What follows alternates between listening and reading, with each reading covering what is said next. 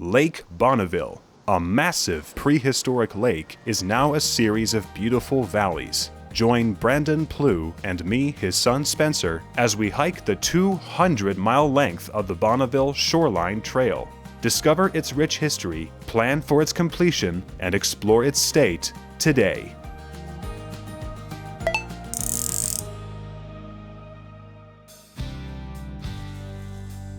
Good morning. We are celebrating National Public Lands Day today on this chilly September morning by going out and exploring the Bonneville Shoreline Trail some more. We're starting here in Pleasant View. We're going to head over into Box Elder County to Willard today, and that's an area I am not at all familiar with.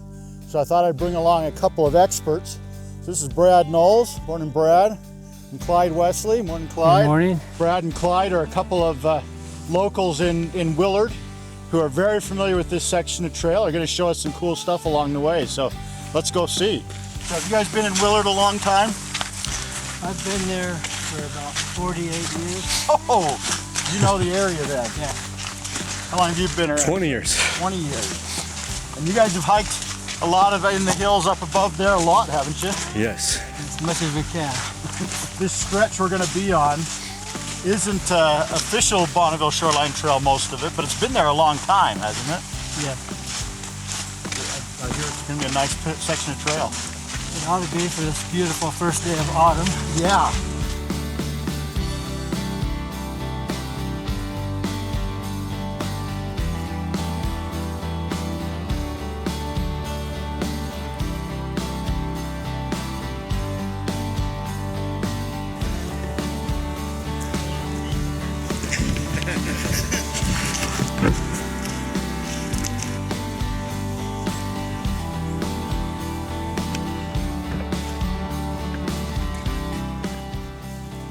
Well, it's a good thing we're fine to be hiking along the power line corridor here, but now it gets tricky because traditionally I guess people would just hike through this area here, but now there's houses built there.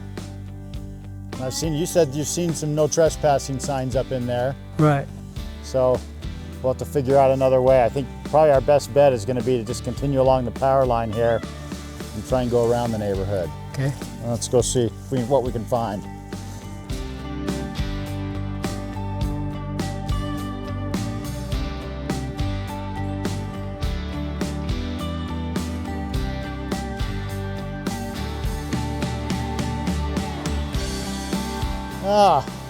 I thought this might happen. I think on my map here, it shows there being a road just going right up there, but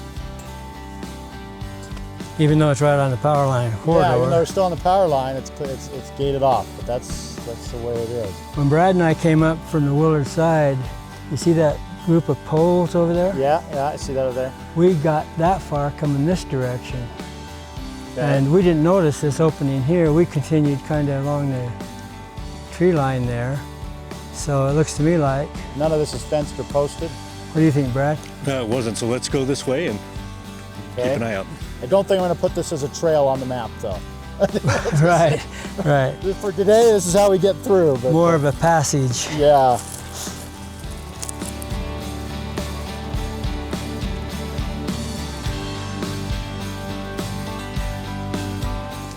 Hey, there's a sign, that's a good sign. Literally, yeah. I think we're on the right path. It looks like a U.S. government sign. Yeah. Well, I'm glad we found a way through there. Yeah. We're out of it now. Wait a minute. I think, yeah, we're crossing into Box Elder County.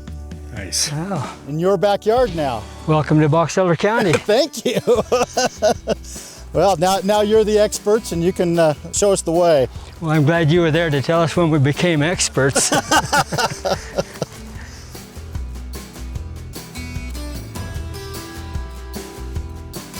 The trail we need to take goes up this way. Okay.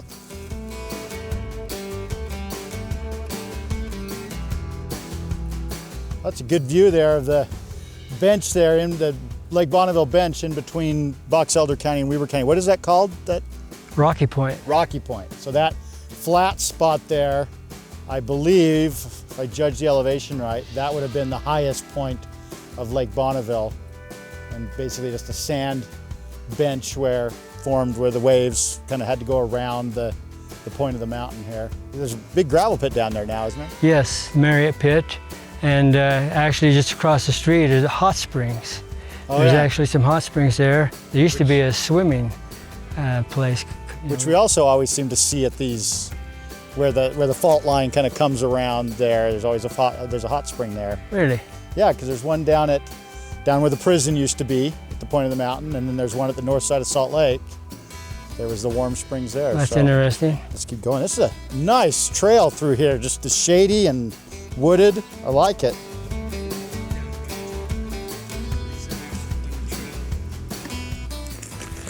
Hey guys, there's something down here you gotta see. Oh, yeah, okay. Come over on the other side of this, Spence. Let's see better. What is that? It's an old ore cart. So they had a tram here that were in the base of McGuire's Canyon. They had several mines up there, and they had a tram with these ore carts. So actually an aerial tram. Yes, So there's no railroad or anything that went up there. aerial. Wow. Yeah, it ran in the late 1800s, early 1900s. McGuire actually traveled the world, helping companies find where they want to mine. He was like a mining engineer. Yeah, and then he loved this place. He loved the mountains here, and so he actually created his own here. It's the only one he funded. He lived in Ogden, did a lot of dangerous stuff, and he actually died crossing the road in downtown Ogden. He got hit by a car. That's crazy. So, if you go along this, you can probably find old poles and such that are left. Correct. On There's the ground. timbers. Timbers from the actual poles. Let's see, is there any gold in here? I'll bet there is. It didn't strike it rich, I'm guessing. Smiles. Looks like all that wet weather we've had this year has done some damage here. Yeah, I see one of the bridges laying down against the sagebrush. That was right here so you could cross. So somewhere over there is the trail, huh? Yeah. All right, well, let's see if we can find it.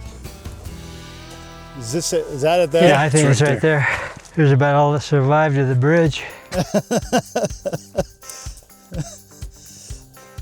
kind of not a terribly permanent bridge to begin with.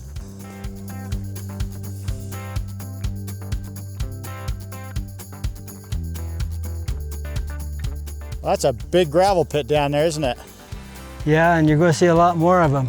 Maybe not quite to that magnitude, but closer together. I think we're also going to see a lot more of those orchards, aren't we? Hopefully, get up towards Perry and into Willard. That's what I think of Box Elder County. I think of orchards in Willard and Perry. Well, that's the famous Fruitway. Yeah. What's really impressive there is Willard Bay Reservoir. That thing is massive. You don't notice it from the freeway because it's up, the dike is up above you, but that's a big reservoir. It's from the late 50s, early 60s? Yeah, my dad actually worked on it in 1964. Our mom got us up early one morning and me and my brother went down there to where he was working.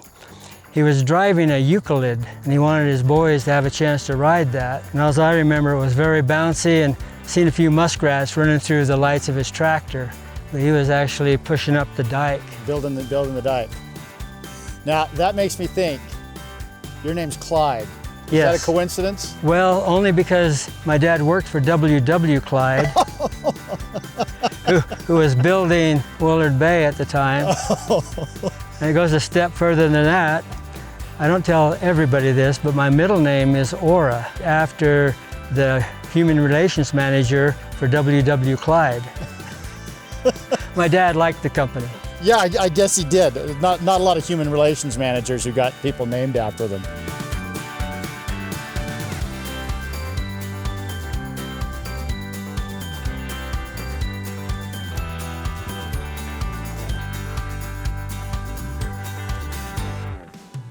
Oh, we've really flattened out here. I think we're on the actual Bonneville shoreline finally. Yeah, there's a few nice sections right along here that has evidence of that. Ah, this is easier hiking.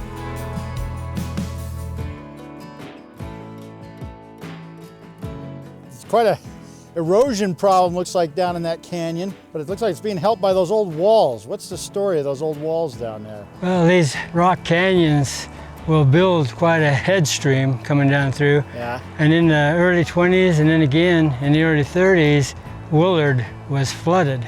major floods washed out the highway. A couple people were killed during this, and a lot of the houses damaged. In 1933, when the CCCs were organized, The Civilian Conservation Corps. I think that's right. right? Yeah, Franklin D. Roosevelt, the New Deal, was one of his more popular and successful projects during that time. But anyway, Willard had a CCC camp, but they moved them down south, and that was before the second flood.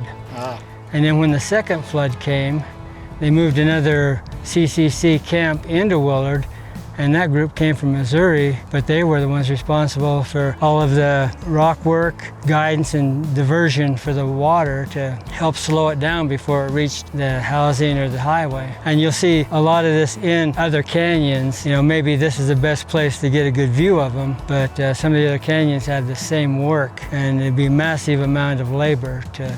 Yeah, because it's all by hand that they're doing this. That's impressive. They're still standing there, and they're going. You can see them going all the way down. Yeah, they also built a dike right there on the highway, and I've always, even since I was a kid, thought that was kind of an icon of I know I'm in Willard, because the stone dike and the spillway, and they built that right during the Interesting. 30s also. Yeah, it seems to have done the trick.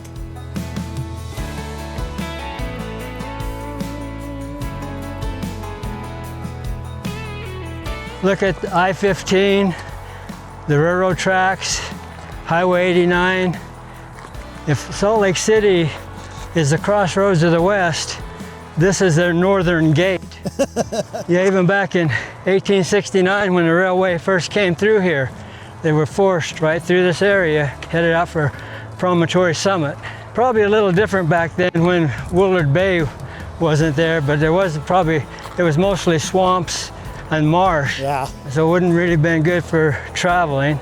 I think Willard has done a lot of giving. It has served the county of Box Elder and the state of Utah well with rock products and material. They blasted the mountain to create the dikes around Willard Bay and a lot of the material from the mountain. The road base for I-15 came from the mountains above Willard.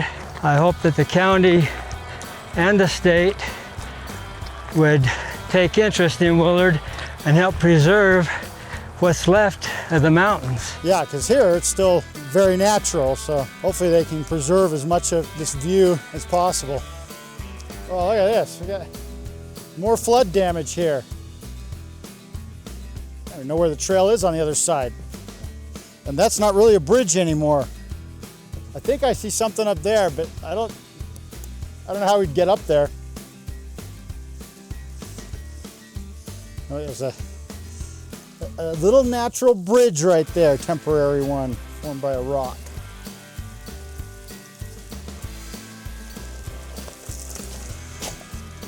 It's kind of cool.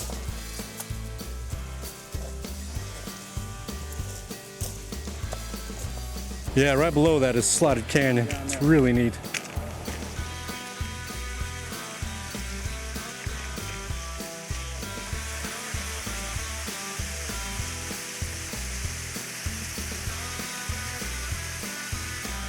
I can see why you say it's not easy to climb down through there. It's not at all. And right below us there's a mine. It goes not too far down. I was noticing on the map how we have to, at this point, have to switch back all the way down to the bottom of this hill and all the way back up, and I was wondering why that was, but I can see that this canyon would be really hard to cross. Yes. At this level. So I guess that makes sense. I guess we got to go down.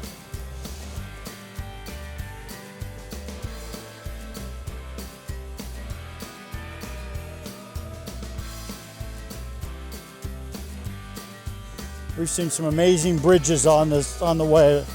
That one takes the cake.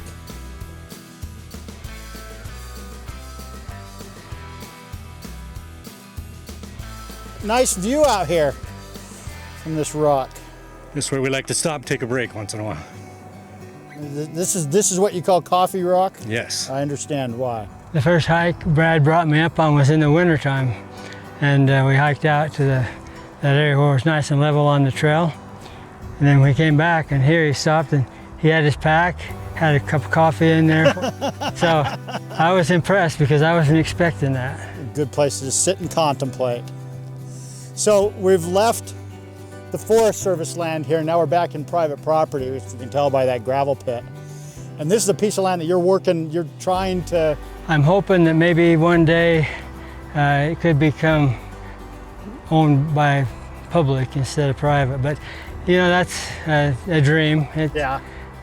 I know the DWR Habitat group are looking at it, but I talked to him here this year. He said there's 2 other pieces of property they want to get. They couldn't afford them this year, so they're going to pursue them next year.